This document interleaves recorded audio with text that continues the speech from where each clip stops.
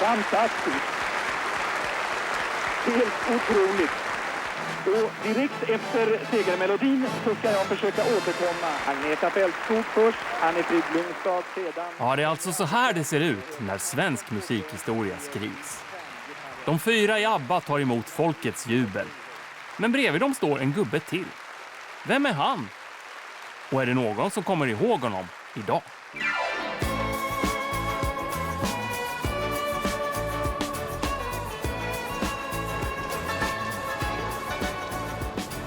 I'm just going to give you this picture and see if you can recognize what this is. Oh my goodness. ABBA! But there's something odd with this picture. There's 5 of them. Yeah, who is this guy? Yeah, you tell me. I don't know. He's the man in the middle. That guy is not one of them. I don't know who that is.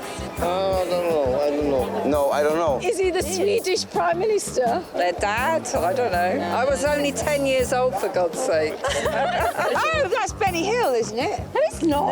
I don't know who that is. Do you know who he is? Stig Andersson först på plan. Jag heter Stig Andersson. Jag representerar ett grammofonbolag som heter Polar. Han ville ju synas, absolut. Han var Polars största rockstjärna.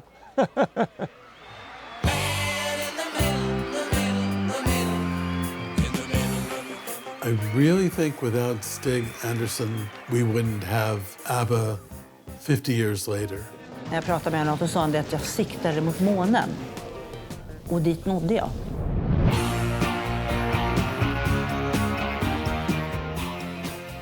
Branschen brukar han kallas, Stickan. Musikbranschen alltså. En duktig och kunnig yrkesman, säger en del. En gangster som manipulerade svenska folket, säger andra. Gangster eller inte, han är i alla fall tveklöst gudfadern till det svenska popundret. När ingen ens vågade drömma om att ta svensk musik ut i världen hade Stickan redan en plan. Och samtidigt var han en frispråkig nagel i ögat på allt och alla. Stickan Andersson, det är den kommersiella musikens djävulske överste präst. Stickan Andersson, han tycker folk är dum. Här börjar bara bli vänsterpolitik. Ska vi ta det? Ja, fast att vänstern älskade att hata Stickan så var han mer arbetarklass än de allihopa. Historien om Stickan handlar om att börja med absolut ingenting och vinna precis allt. Jag tror inte det är någon i det här landet som har varit så fattig som jag har varit. Det kunde varit en framgångssaga om det inte vore för slutet.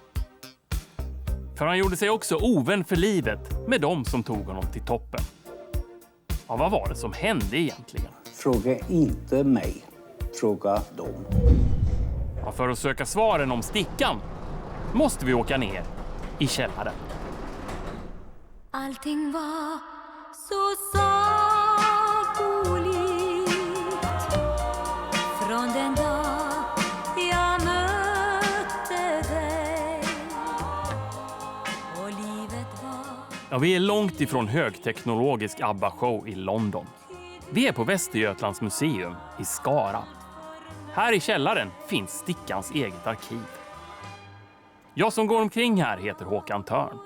Och under mina år på SVT har jag sett varenda bildruta med ABBA. Men alltid fastnat för mannen i mustasch. Det har nu blivit dags att berätta hans historia. Och den finns inte minst i pärmarna där Stickan klippte ut och sparade precis allt som skrevs om honom.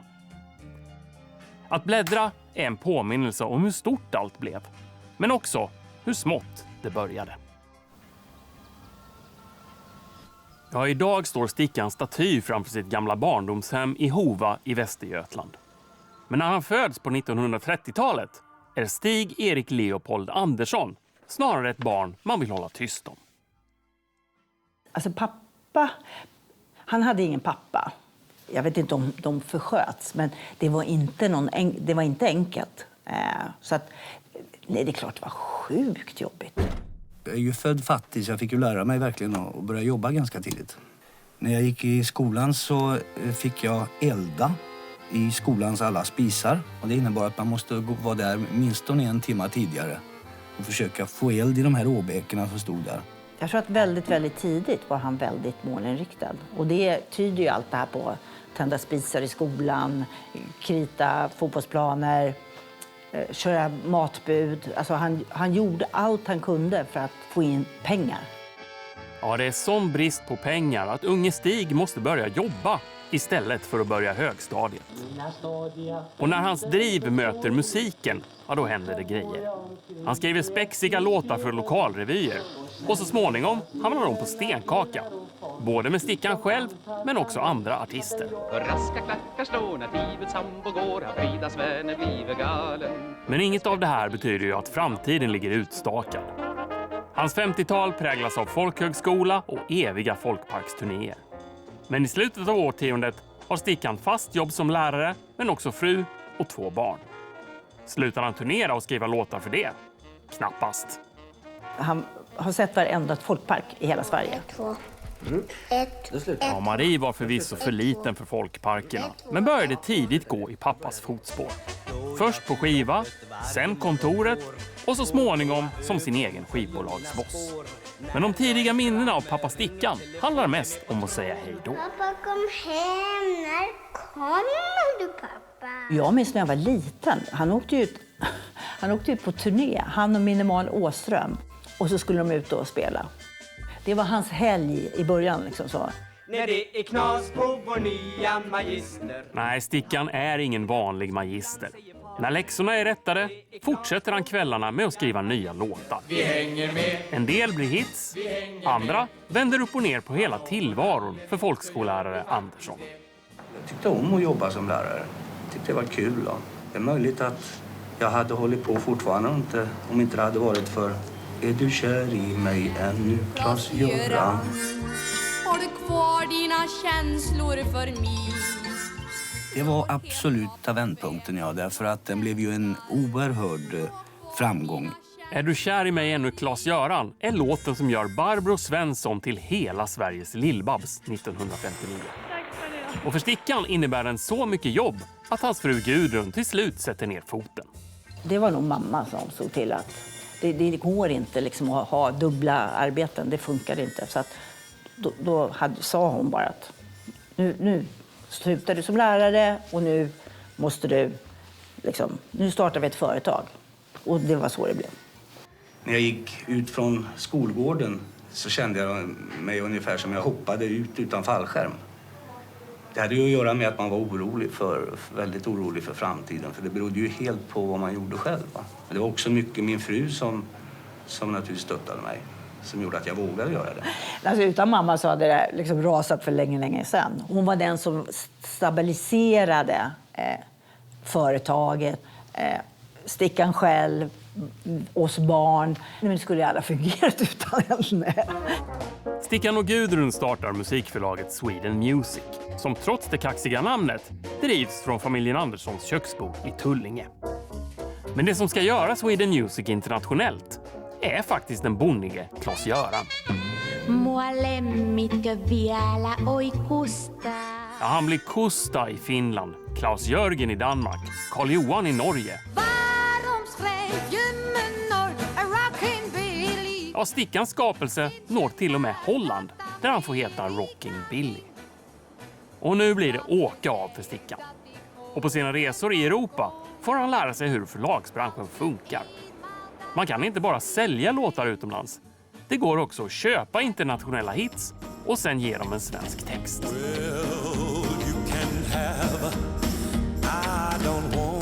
Lyssnar man på originalversionen av Sånt i livet som heter You Can Have Her, det är liksom en okej poptext. Men Stickans version är liksom smartare, den är lite roligare. Sånt i livet. Det var väl det som var tricket, att han hittade det svenska. Det viktigaste var någonstans vad som sades ändå. Så det är den svenska texten som gör att det blir hits. Och här har Stickan hittat sin superkraft. Han skriver texter till blivande svenska klassiker på löpande band.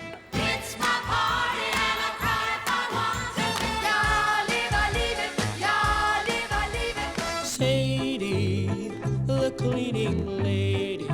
Mamma är lik sin mamma. Oh, God didn't make little green apples.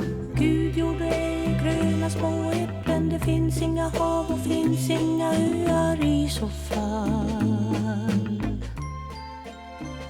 Det var 60-talet. Ja. Ett tag hade du ju 7-8 låtar med på Svensktoppen av 10 möjliga. Ja, det var rätt bra.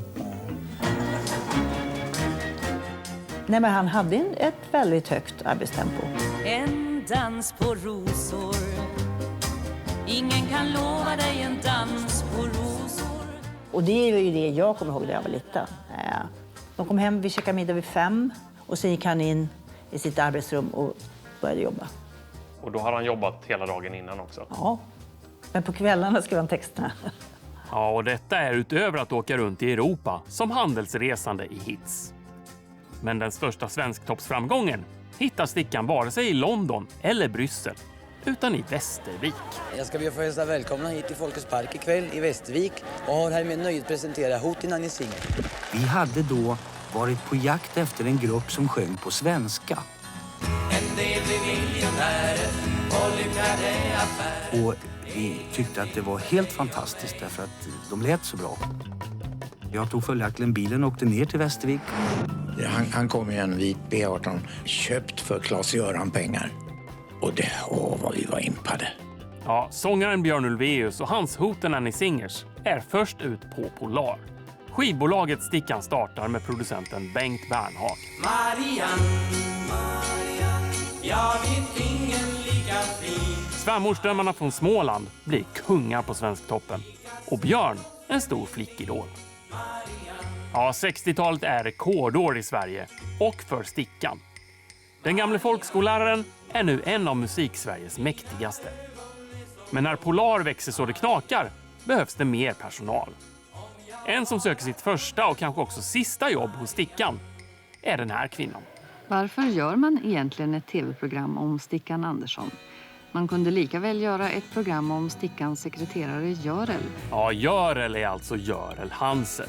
En av de mäktigaste dolisarna i svensk musik. Hon började som Stickans sekreterare, blev vice vd och är än idag det närmaste ABBA kommer en chef. Han var ju inkörsporten för mig till det liv som jag nu har levt i över 50 år. Mycket av mitt jobb idag handlar om att förvalta det som de skapade då. Den här skon har Frida lovat att signera, för hon signerade den andra skon i Österrike någon gång. Det har blivit över 55 år i branschen för Görel. Men sett till de första mötena med Stickan är det ett under att hon ens blev kvar i 5 dagar. I början hände det väl att jag var rädd. Han kunde bli arg, han kunde slänga pennor och skrika och sådär. Han fick ju utbrott då och då. Och mest på Görel. Jag gick väl in på toaletten en eller annan gång och grät. Men sen på något sätt så kändes det bättre att munhuggas tillbaka. Så här håller jag på hela dagarna och går ut och skriva namn. Alltså det... Om du skrev ditt namn på ett normalt sätt så skulle det gå dubbelt så fort. Ja, men då skulle det inte se så här ut. Vad ser det här ut som då? Nu är det inte bara på kontoret som man hörs och syns. Nej, den högljudde Stickan är också en rubriksättares dröm. Men alla älskar inte honom lika mycket. Ni fattar ingenting. För medan Stickan har gjort trivsamma schlagerlåtar för att komma till toppen under 60-talet, ja, då har svensk kulturliv dragit rejält åt vänster. Det är en vänsterrörelse över hela världen. Den får djupare fäste i Sverige än något annat land på så sätt att det uppstår en alternativ musikrörelse som är väldigt duktiga på att organisera sig.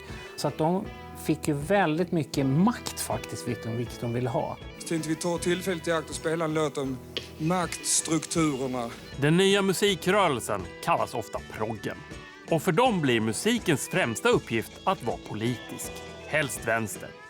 Och den musikaliska kampen förs inte bara mot fascistregimer och Vietnamkrig, utan också mot Svensktoppen på Sveriges Radio.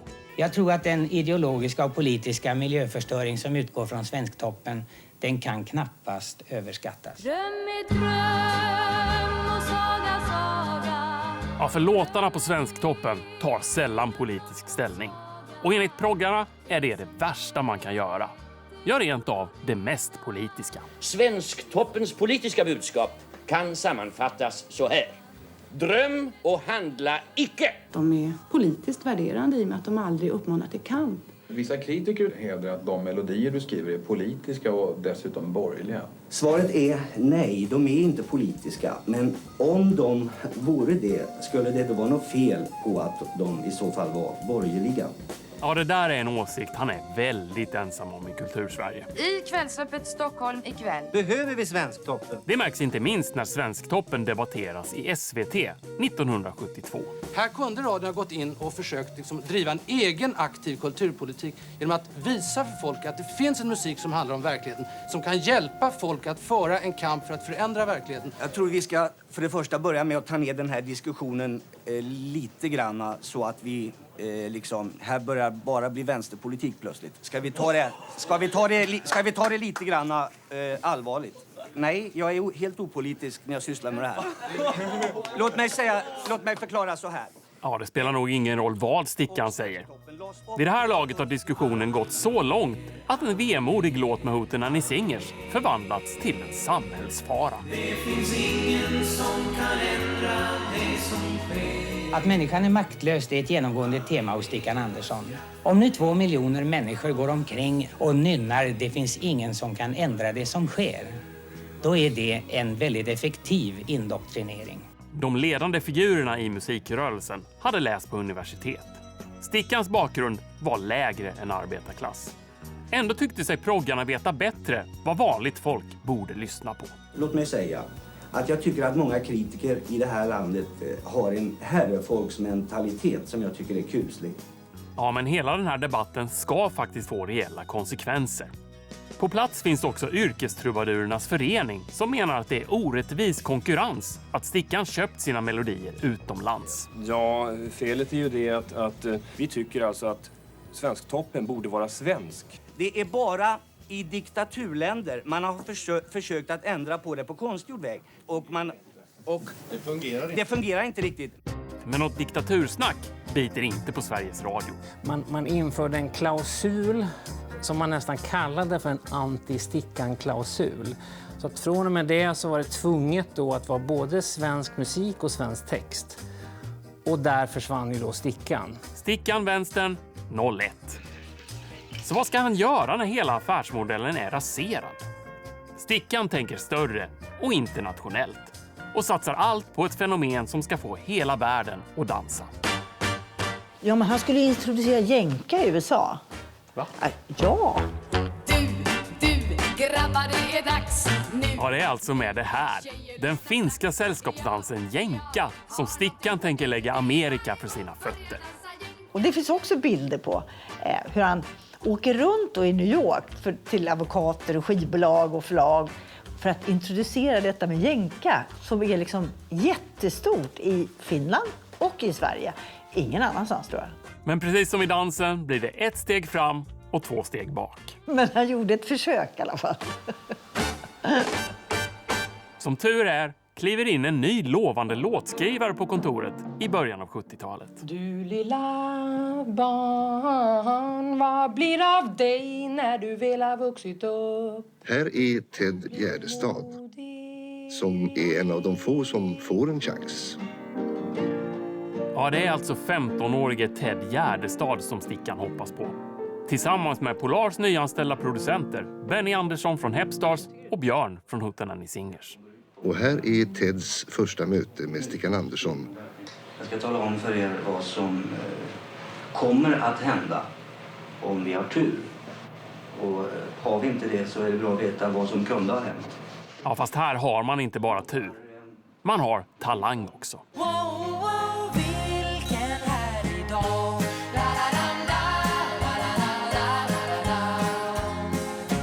Ted Gärdestad blir mer än en tonårsidol. Han fyller också på Stickans katalog med ännu fler svenska klassiker. Det ser ju för övrigt ganska trevligt ut där vid förhandlingsbordet hos Stickan på Polar. Men alla hade inte riktigt samma upplevelse. Vi kan väl fråga Björn Skifs till exempel. Det var faktiskt så här att Benny, han visste att jag letade i skivbolag. Så han sa, du ska hänga med upp till Stickan här. Det är klart du ska vara hos oss på Polar. Så vi knallade upp där och kom in på Stickans kontor. Och han sitter med alla telefoner naturligtvis och säger nej, vänta. Och sen så är han klar och säger, Ja, men vad kommer du här med Björn Skifs? Han kommer aldrig att sälja en platta i hela sitt liv. Nej. Och så börjar han ringa igen sådär va. Så att det blev det ingen napp.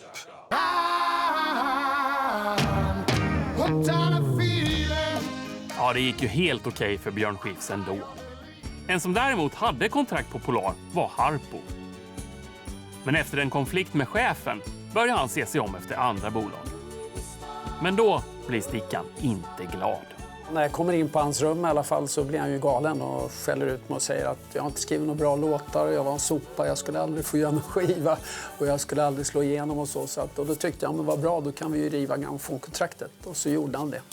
Och tände eld på det i någon liten askkopp och det började brinna så där. Så det var slutet på det samarbetet med Stickan. Stickan har råd att skicka ut kommande storsäljare med huvudet före. Han är ändå kung över svensk musikbransch. Men det räcker inte. Nu är det så här att Sverige är väldigt litet. Och det innebär att det blir inte så mycket pengar. Så skivorna blir inte så mycket på? Nej, inte i vårt land. Han längtar ut i den stora världen. Frågan är bara vilka som ska ta honom dit. Svaret finns närmare än man kan tro.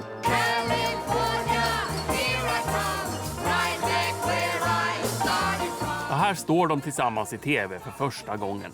Polars husproducenter Björn och Benny med sina sjungande flickvänner Agneta och Anni-Frid. I ett obegripligt pausprogram på Sveriges Television sjunger de om Kalifornien. Men dit är det fortfarande väldigt långt. Vad var det de kallades först, Björn och Benny och Agneta och Frida? Festefolket.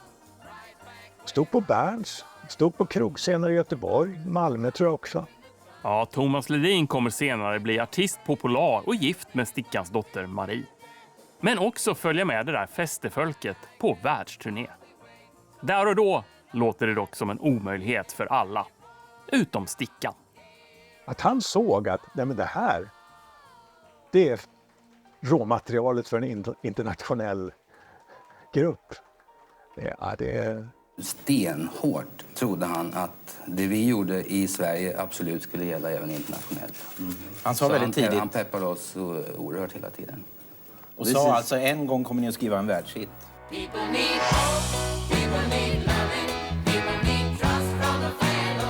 Ja, det ser ut som ABBA, låter som ABBA, men de är inte ABBA. Vare sig här eller första gången de tävlar i Melodifestivalen. Svenska folket älskar Ring Ring, men den blir bara 3. Jobbigt. Jobbigt är det också att säga Agneta, Björn, Benny och Anni-Frid varje gång man ska sälja in sin popgrupp. Och till slut får Stickan nog.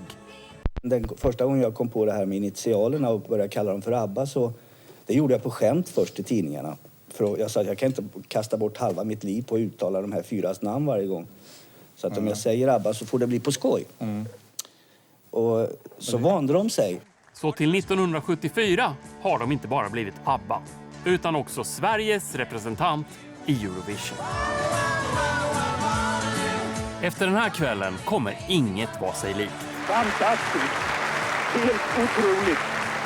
Man hoppas ju alltid, men tror väl aldrig att det ska inträffa. Men nu har det gjort det för första gången. Bilderna när ABBA vinner med Waterloo i Brighton är lika klassisk tv som vilket svenskt VM-guld som helst. Jag undrar just hur det känns att stå där framme på scenen. Härligt, antar jag. Textförfattaren Stickan är självklart med på scen. Och hela kontoret jublar framför tvn hemma hos familjen Andersson i Nacka. Men mamma Gudrun har tankarna på något helt annat. Jag vet att mamma säger att pappa hade fel skjorta på sig. Nu har han tagit den med rosa elefanten istället för den vanliga rosa. Och så var det, alltså firar vi som attan förstås. Det är såklart klackarna i taket även i Brighton. Anni-Frid Lyngstad, var det här oväntat? Ja, det tycker jag nog. Jag hade inte vågat hoppas på det alls. Ända tills en SVT-reporter drar ner stämningen. Förra året så gjorde ni en slager om hur man ringer till varandra. Det här året gjorde ni en slager om hur 40 000 människor dog. Cyniskt uttryck. Nej, det var väldigt cyniskt uttryck därför att det var ju inte alls meningen utan Waterloo är ju ett känt begrepp världen över står ju för någonting som har hänt i historien. Det har ju inte alls någonting med människor som dog Det var verkligen att vinkla grejen, jag måste säga det. Och i Nacka är det någon som påminner om att det faktiskt är en dag imorgon också. Görel säger så här, ja men då ses vi imorgon klockan 10 på kontoret för nu ska vi börja jobba. Och det jag mest tänker på det är nästa dag som var söndag. Så när jag gick över Norrmalmstorget till kontoret så stod det bara löpsedlar att Sverige har vunnit, ABBA har vunnit, Waterloo har vunnit. Det var mäktigt, kommer jag ihåg att jag kände. Det var liksom verkligt det som vi hade jobbat för och hoppats på och kämpat för. Ja, för Stickan är det rent av ögonblicket han väntat på ända sedan 60-talet. Om man har en plan? Jo då. Tajmad och klar, in i minsta detalj. Stickan hade nämligen innan Brighton, innan Waterloo, så hade han utgått ifrån, oavsett vad som skulle hända, att om vi vinner så måste det vara så organiserat. Och så var det klart. När vi vann så var det som att trycka på en knapp och så fungerade allting över hela Europa. Alltså. Med Waterloo får de sin världshit, precis som Stickan lovade. För de flesta hade det betytt att uppdraget är slutfört. För Stickan och ABBA är det bara början.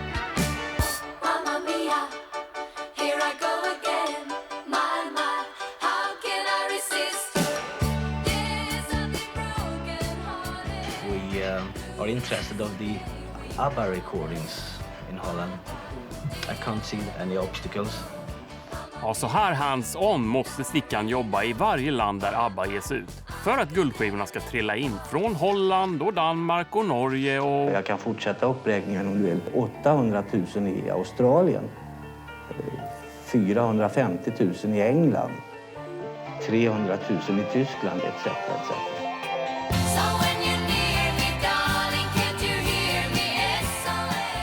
1975 lyckas alltså ABBA använda Eurovision som en språngbräda för en internationell karriär. Men hur förvaltar SVT:s egen? Ja, när Sverige är värd för Eurovision-finalen är ABBA inte ens bjudna. Enda gången de nämns i tv under kvällen är i grannkanalen TV2. Och här kommer ABBA i kläder och plast, lika döda som cellkonserver. Ja, proggrörelsen har mobiliserat och lyckats få SVT att slå knut på sig själva. Genom att direkt sända en protest i TV2 mot allt som pågår i kanal 1. Du inte omoralisk slagerfestival. Oj, oj, oj. Yes.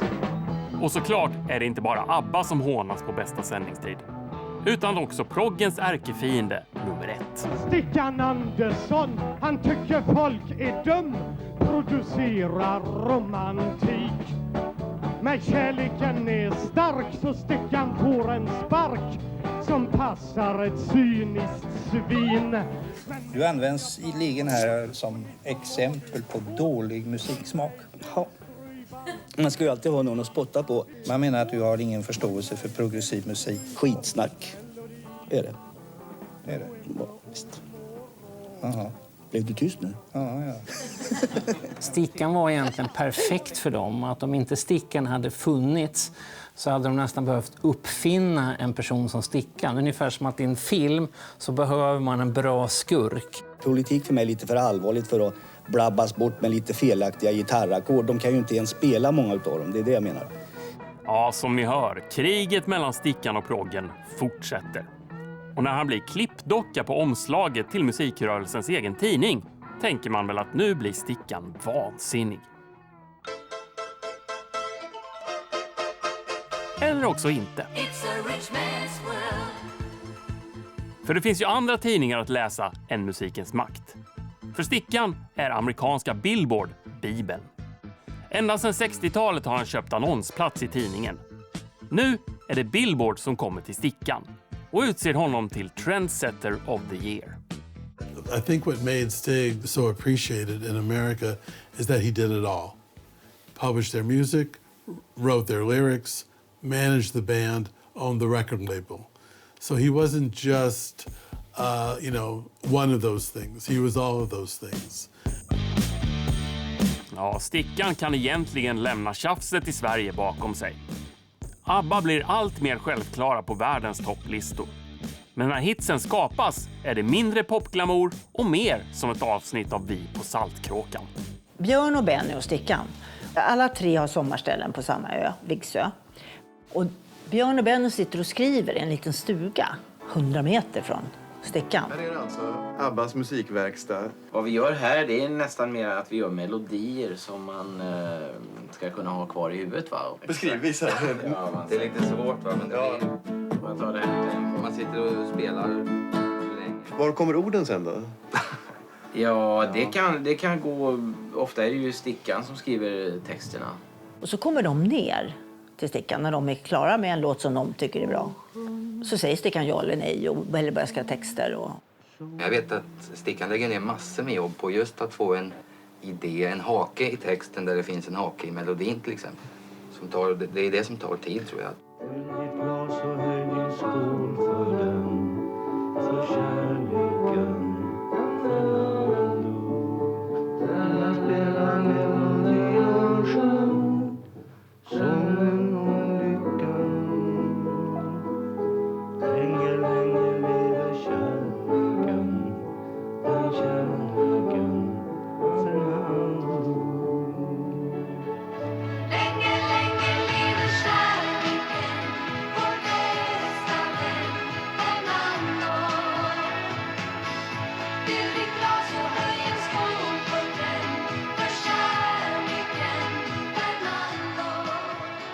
Och jag minns att första gången jag hörde Dancing Queen, det var just så. De kom ner med en tejp. Och redan då tyckte jag att det var fantastiskt. Ja, där skulle man varit med. När den största svenska poplåten genom tiderna blir till. Och vet ni, det ska ni också få vara. Precis just nu. För när SVT gör en dokumentär om Stickan råkar de vara i studion samma dag som Agneta och Frida ska lägga sång på just Dancing Queen.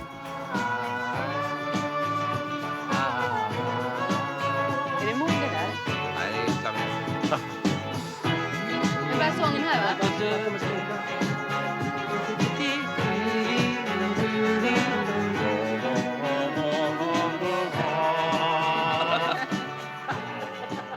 Nu ska vi göra en ny platta. Då sätter vi oss ner och så skriver vi musiken. Så skriver Stickan en text.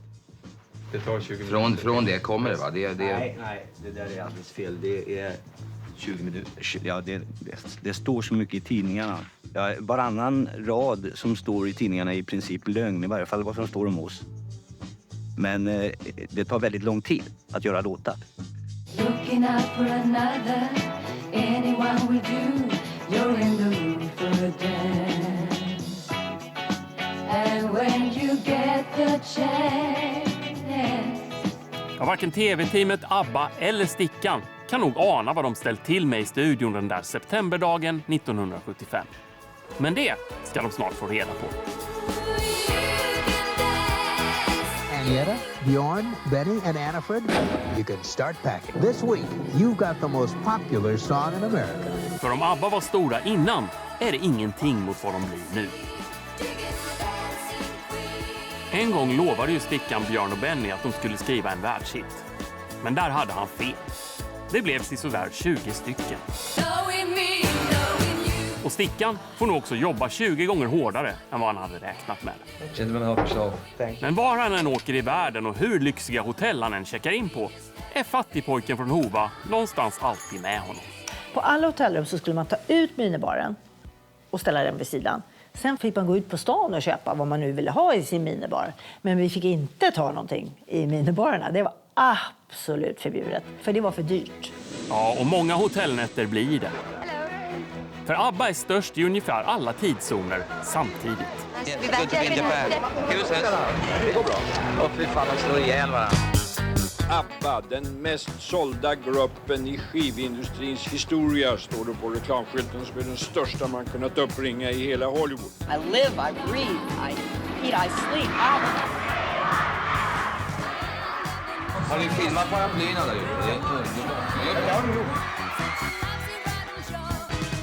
Abbas popularitet här är ett exempel på hur västidealet blir allt tydligare bland Sovjetunionens unga. Ja, i öst och väst och jorden runt så säger man thank you for the music till ABBA. Och kan de inte engelska så finns det en lösning på det också.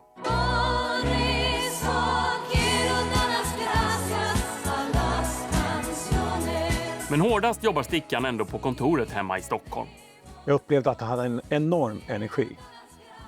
Det spelar ingen roll om det var 8 på morgonen eller 3 på natten, så idéerna sprutade. Och... Det kommer väl mina bröder slå igen mig, men alltså, jag tror att pappa hade ADHD. Jag är ganska säker på det. Han var ju han var igång hela tiden. Jag blev nästan chockad när jag förstod hur hårt han arbetade under de här ABBA-åren. Alltså gå upp 3-4 på morgonen. Då var det Asienmarknaden. För det var ju enda sättet att kommunicera, det var ju telefon. Om man liksom inte reste. Sen sov han någon timme eller 2 och sen var det Europa. Och sen på kvällen när kontoret stänger, ja då var det Nordamerika. Han började ju dricka. Även om kanske inte jag märker det så tidigt. Men han jobbar ju typ dygnet runt. Jag vet att han sitter i telefon och dricker whisky soda. Och bara öste på. Ja, på Polarkontoret öser det också nu in pengar. Och när tidningarna kollar saldot på Stickans konto ser de att han blivit lika rik som kungen. Bolaget Polar gör störst vinst av alla företag i Sverige på bara 30 anställda.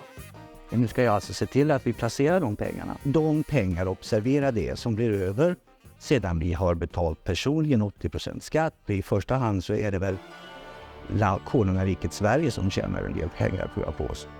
Men för att skattmasen inte ska lägga vantarna på allt behöver pengarna investeras. Och man börjar rimligt med att bygga sin egna toppmoderna Polarstudio som öppnar 1978. Men vid det laget har det blivit så mycket affärer att Stickan checkat ut som låtskrivare. Så då är det väl läge för ett litet bokslut. Hur många låttexter blev det egentligen?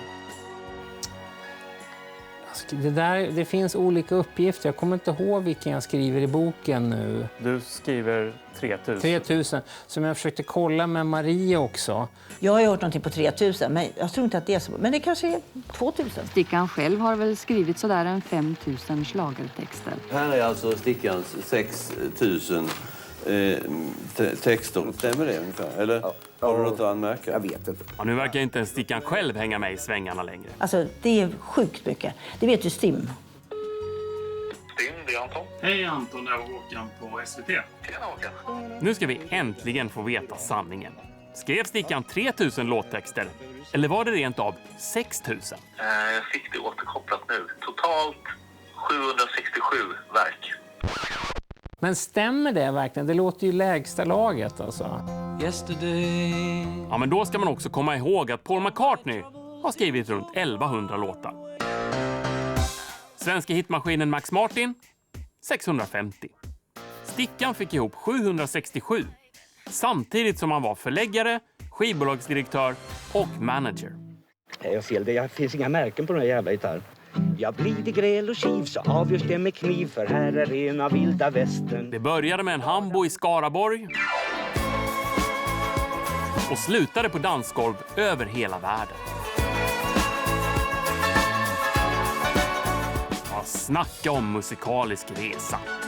Från Hova kom, det är en bonnet svängde om. Och festen fortsätter in på 80-talet.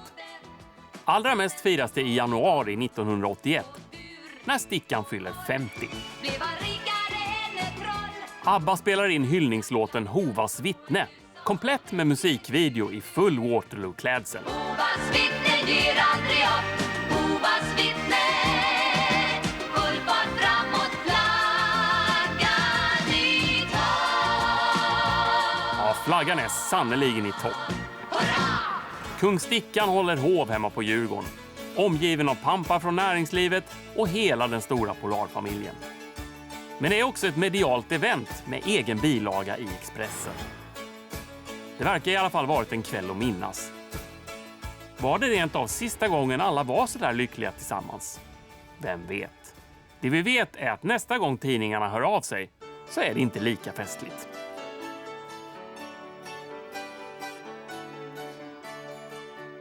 –1981 är båda paren i ABBA skilda och popgruppen liknar allt mer ett avslutat kapitel. Men Stickan är inte orolig. Pengarna från ABBA finns ju kvar och med dem ska han bli en av de stora grabbarna på börsen. Känner du accepterad av storfinansen? Det tror jag är en fråga att ställa till storfinansen. Det är här inifrån som Stickan Andersson styr ABBA-gruppens intressen. Härifrån kommer säkert många nyheter att komma i framtiden. Alldeles riktigt. Stickan investerar för fullt i allt från cyklar till fastigheter och olja. Och succén för Polar ser bara ut att fortsätta. Det verkar inte vara så svårt det här med aktier. Vad kan musikförläggaren Stickan Andersson om industriföretag och hur de ska skötas? Ja, det kanske inte är så mycket som önskvärt vore. Men här är vi ett team som arbetar och den kunskap man inte har den får man alltså skaffa på annat håll. Det kom in konstiga rådgivare som man anställde som kom med konstiga råd. Och han kunde ju liksom inte. Han var bra på musik. Musikgruppen Abbas företag la idag ett bud på aktiemajoriteten i byggföretaget Ahlsell AB. En affär på omkring 200 miljoner kronor. Affärerna blir snabbt jättestora och jättekrångliga. Vad är det de här musikmänniskorna sysslar med egentligen? Hör ABBA och Stickan verkligen hemma bland de stora företagsledarna? Det är det verkligen inte alla som tycker. Det är inte första gången Stickan Andersson och abborna får protester när de försöker köpa företag. Och de anställda lockades till fönstren för att höra på ropen från Norrmalmstorg. Ja, som om det inte vore nog med arga demonstranter utanför kontoret avlöser de dåliga affärerna varandra. Stickan har tagit sig vatten över huvudet. Och tidningarna missar såklart inte en chans att sätta ordet ABBA bredvid ett misslyckande. Och jag undrar vad de 4 ABBA-medlemmarna egentligen tyckte om den uppmärksamheten som de inte hade bett om. Nej, men det var ju Stickan och inte ABBA. Ja, vilken röra. Och efter 20 år i rubrikerna får Stickan nu läsa ett ord om sig själv som han aldrig stött på tidigare.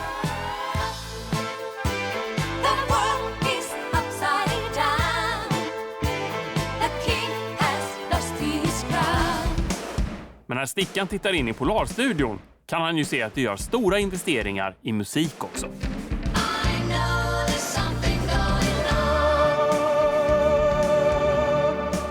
Frida och Phil Collins siktar mot topplistorna.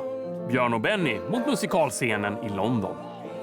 Men det blir svårt att ha fullt fokus på musik när Stickan plötsligt blir politisk. Vi tycker att det är så viktigt att folk får klart för sig att det är fullständigt livsfarligt med löntagarfonder. 1983 arrangerar Stickan en protestgala mot Socialdemokraterna och LOs ekonomiska politik. Men ABBA är inte med. Istället får de gå ut och ta avstånd från sin egen manager. Schism eller inte, snart har de formellt inget med varandra att göra. För 1984 säljer ABBA-medlemmarna tillbaka sina andelar i skivbolaget och förlagen till Stickan.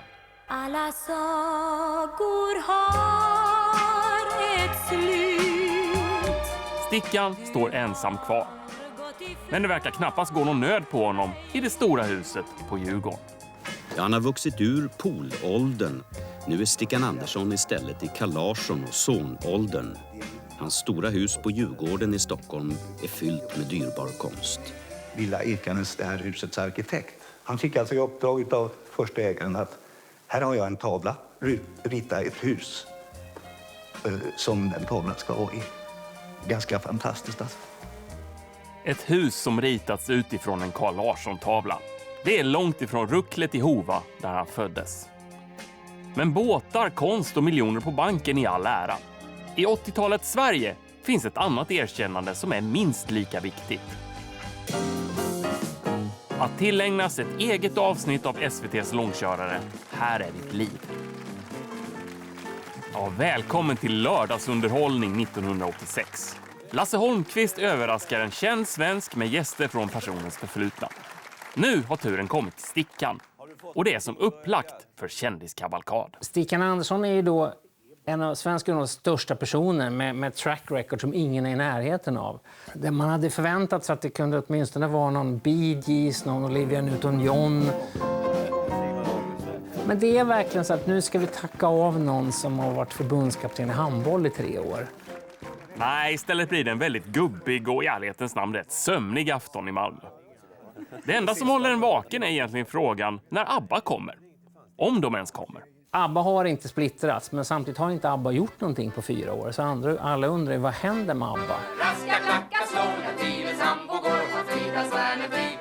De går i alla fall med. Det finns en bandad videohälsning där de sjunger till Stickan. Det är inte ofta du ser alla 4 nu för tiden. Nej, det var roligt att se dem igen tillsammans. Ja, just det. Och sen tror man att de inte kommer komma till studion liksom. Men plötsligt händer det. I sista sekund bestämmer sig Björn och Benny för att dyka upp i studion. Äntligen en glad överraskning. Men känslan i rummet, den ändras ganska snabbt. Det känns stelt. Det känns som att Benny ser ut som man inte vill vara där riktigt. Stickan ser ut som man är bara orolig över någonting. Kan man mäta vad ni har betytt för varandra? Ja, väldigt mycket så. Vi har gjort vårt på vårt håll så att säga och Stickan har gjort sitt på sitt håll. Egentligen ska man säga att om inte Stickan hade varit med i början så hade det inte tagit fart. Alltså det är väldigt skillnad. Och hade vi inte varit så hade inte Stickan suttit här nu, så kan man säga. Programmet går ju ut på att man ska hedra personen. De är åtminstone där, vilket är viktigt. Men då förstår man att stämningen i ABBA-lägret 1986 är inte den bästa. Stickan, har du något att säga till dem till slut? De ska sticka. Good luck. Jag har fått en. Tack detsamma. Nej, om du tycker att det är tryckt stämning 1986 måste vi tyvärr meddela att sista kapitlet i sagan om Stickan och ABBA inte blir muntert. Inga-Lill och Berka, kan ni komma ner? Första gången det blir känsligt på riktigt är när Stickan får ett saftigt erbjudande om att sälja hela sin låtkatalog till ett utländskt bolag. Och då ringer ju Stickan till Björn och Benny och berättar att han har fått ett bud. Och Benny vet jag reagerar kraftigt och bara säger, men du kan ju inte sälja. Och Stickan, ja men så här mycket pengar liksom. Vi måste ju. Kalla den änglamarken eller himla jorden om du vill. Efter ett budkrig landar summan på 189 miljoner kronor. Och för de pengarna får skivbolagsjätten Polygram inte bara ABBA, utan en stor svensk musikskatt. Från 1989 finns den inte kvar hos familjen Andersson, eller ens i Sverige. Men alltså, vi i familjen tyckte att det var helt rätt. Sälj. Men jag minns det som att det var sorgligt. Och Stickan hade tappat energin och ville göra avslut. Men Stickan har en sista vision om vad pengarna ska användas till. Vi vill ju gärna att det ska bli ett musikaliskt Nobelpris. Polarpriset, The Polar Music Prize, kommer det heta. Ja, med Polarpriset sjösatt tänker man att han äntligen ska få lite lugn och ro. Men saker blir inte alltid som man tänkt sig. Sveriges genom tiderna mest framgångsrika popgrupp ABBA ser nu ut att återförenas i tingsrätten. Samma år då kan man också läsa om att ABBA-medlemmarna hotar med att stämma Stickan. Ja, kan vi hoppa det? Jag vill helst inte prata om det. Jag tyckte det var en ganska jobbig period. Ja, det må vara jobbigt. Men Stickan satte ju även in de här klippen i sina pärmar. Och vi behöver faktiskt förstå vad det här handlar om. Enligt ett 6 år gammalt avtal med Stickan Andersson höjdes ABBAs ersättning för varje såld skiva från 3 till 9%. Och det är det avtalet som striden handlar om. För det blev aldrig några mer pengar. Avtalsbrott, säger ABBA. Stickan menar att det inte finns något avtal. Vem som har rätt, det kommer aldrig bli avgjort. Men en sak är säker. Från sommaren 1990 råder det fullt ordkrig mellan Stickan och ABBA. Och snabbt har det sagt saker som är omöjliga att ta tillbaka. Speciellt inte när de tryckts i flera 100 000 exemplar. Han var ju väldigt ledsen och upprörd över att någon ifrågasätter hans heder. Men det blir aldrig någon rättegång. De nya ägarna Polygram tvingar fram en förlikning där ABBA får nöja sig med mindre än de 27 miljoner man först begärde. Tekniskt sett är det fred. Men vissa relationer kommer aldrig bli de samma. Jag tror inte att någon går omkring och är bitter på Stickan idag. Det tror jag inte. Och jag hade ju fortsatt ha min relation med honom, med familjen och med Maria och allihopa. Och med abborna. Men där och då sitter bitterheten kvar. Inte minst för Stickan. Var det nödvändigt efter så lång period av gott samarbete att ni båda skulle ta till sånt? Fråga inte mig. Fråga dem. Sett till hur mycket pengar de här människorna hade på kontot var beloppet man bråkade om ganska litet. Men det fick stora följder. För Stickans Polar var ju inte vilket skivbolag som helst. Jag tror att alla inblandade förstår. Liksom. Det är en familj som splittras, som jag säger det igen. Det är liksom, och det är det som är det sorgliga i allt det här. En sån underbar resa de gjorde tillsammans. De erövrar hela världen. De blir rika som troll. Och så ska det sluta med att man bråkar om faktiskt kaffepengar. Det är tråkigt.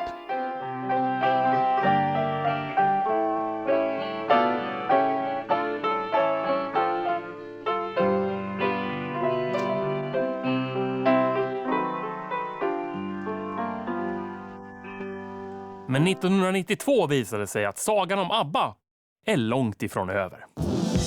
För bara genom att släppa samlingsskivan ABBA Gold lyckas skivbolaget Polygram tjäna in hela pengen som de gav för Stickans livsverk. Och samtidigt är det starten för en revival som pågått så länge att ABBA bokstavligen gjort sig odödliga. Men det har Stickan ingenting med att göra. Alltså, i och med Polygram köpte så blir ju han någon... Han får någon titel i alla fall. Men det var ute i Sundbyberg och det tror jag inte han åkte alls. Men när det är dags för Polarprisutdelning dyker Stickan självklart upp. Det är en stor dag när hans eget musikpris blir verklighet. Grattis får jag väl börja säga. Tackar, säger man då. Men bakom den uppklädda fasaden är det inte samma Stickan längre. Han började ju tappa det, skulle jag vilja säga. Liksom. Och sen blev det ju tyvärr så att det tog ju några år, men så alkoholen blev ju tog över. En som får se problemen på nära håll är Kenneth Olin. På 90-talet extra knäcker han på lokalradion i Skaraborg. Hej Kenneth. Men när han ska göra en intervju hemma hos bygdens store son får han en mindre chock. Första gången jag var där då gick jag igenom huvudingången och knackade på en stor dörr. Och efter en god stund så öppnas det då. Va? Och då står en man där som jag inte känner igen. Då, va? Han såg så sliten ut. Inte särskilt i ordning, varken i hår eller i kläder. Och jag har faktiskt trasiga strumpor till och med. Och jag ser, det här är inte Stickan Andersson. Och så sakta börjar vi prata försiktigt då. Va? Och jag förstår att det är han som står där. Det är Stickan Andersson som står där. På Kenneths videoband pratar Stickan mest om gamla musikprofiler från Skaraborg. Men också lite om sig själv. Folk i allmänhet tror att mitt liv startade med ABBA. Men det är på att sluta med det. Nej, Stickan är klart märkt av både alkohol och en stroke. När jag lärde känna honom så var han ju på upploppet. Han hade ju klara problem. Här förefaller han ju vara nykter på den här inspelningen. Alltså alla vi visste ju att han drack för mycket. Och jag vet att jag pratade rätt mycket med honom om det där, att du måste sluta. Att vara hans svärson och se det på nära håll, det var jobbigt. Det var tråkigt. Och så höll han väl upp liksom några veckor eller några månader och så var det tillbaka igen. Alkohol är ju läskig sjukdom och otroligt svårt att bli av med. Så att han gjorde sina försök, men det gick inte. Nej, spriten det är ett jäkla skit. För det var det stora problemet, helt enkelt. Okej. Tar vi lite kaffe kan du få en bulle. Precis. Nu är det väl kallt. Ja, man kan tycka att någon som inte bara sett världen utan också erövrat den borde kunna luta sig tillbaka och njuta av allt han uppnått. Men för Stickan visade sig det vara det absolut svåraste. Han har ju jobbat i hela sitt liv. Han ville ha någonting rejält. Och han hittade ju inte det. Det var ju det här med månen. Alltså, när jag pratade med honom så sa han att jag siktade mot månen. Och dit nådde jag. Och det är ju svårt när man har drömt om någonting som sen går i uppfyllelse. vad gör man sen? Stickan fortsätter att famla efter svaret. Tillsammans med Kenneth Olin från lokalradion planerar han ett museum i Skara och skickar ner alla sina klippböcker. Men den utställningen får han aldrig uppleva. För en septemberdag 1997 får Marie ett samtal från Stickans hushållerska. Och så att Stickan ligger på golvet och det är jätteallvarligt. Så då, jag hade kontor på Sibyllegatan så jag åkte över. Nej, och jag fattade inte att han var död, men så kom ambulansen och de bara, ja, han är död. Och sen, media började ringa direkt. Och du vet, man vet inte vad man ska säga eller vad man ska göra. Liksom. Och så kom mina bröder. Istället för att bryta ihop blir Marie projektledare över sin pappas död. Och det är först under bilturen till sjukhuset som hon inser vad som hänt. Vi åker där över Sankt Eriksbron och då går de ut på radion. Musikförläggaren Stickan Andersson är död. Han blev 66 år. Han dog tidigt i eftermiddags i en hjärtinfarkt. Stickan Andersson låg bakom många musikprojekt. Och då blev det verkligt på något sätt. Här samlas nu gästerna till begravningsgudstjänsten för Stickan Andersson. Det är inte så lätt att snabbt beskriva den här mannen och hans gärning, men en musikalisk tornado kanske. Stickan var fattigpojken som fick en statsmannabegravning i direktsänd tv. Så stort var avtrycket. Någon som kommer från Hova, Västergötland, som tar sig hela vägen ut i världen. Alltså jag är otroligt stolt över honom.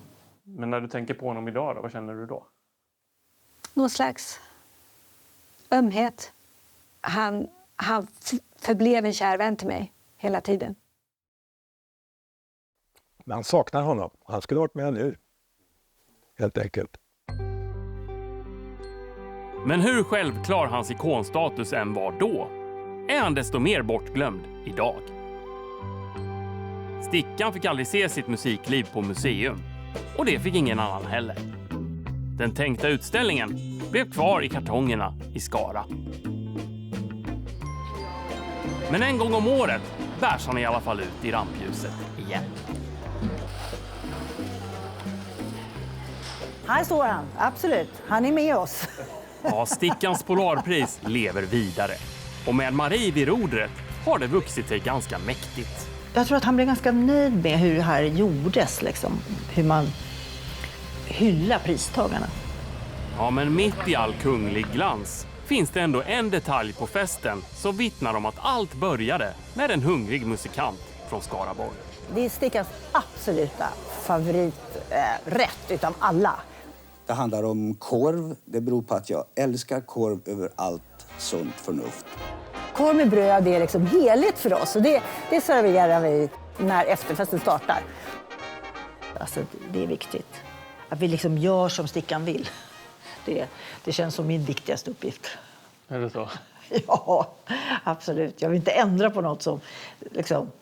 Nej, då skulle han höra av sig och säga vad håller du på med? Allting var så sagoligt. Ja, god natt, kära svenska folk. Det har varit trevligt att ha med er att göra och vi hoppas jag ses i framtiden. Natti, natti.